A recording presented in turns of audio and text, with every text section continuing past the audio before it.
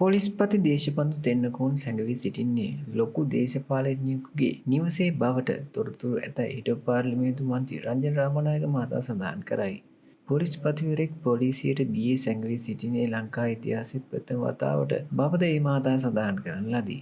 ශානි අබේසේකර මහතා දක්ෂයෙක් නිසා සැඟවී සිටින පොලිස්පතිවරයා අල්ලා ගනු ඇති බවද තමන් විශ්වාස කරන බවද ඒ මහතා වැඩිදුරටත් කියා සිටියේය. උත්සවයක් අවසානයේ මාධ්‍ය වෙත අදහස් පළ කරමින් හිටපු මන්ත්‍රී රංජන රාමනායක මහතා මෙම අදහස් පළ කරන ලදී.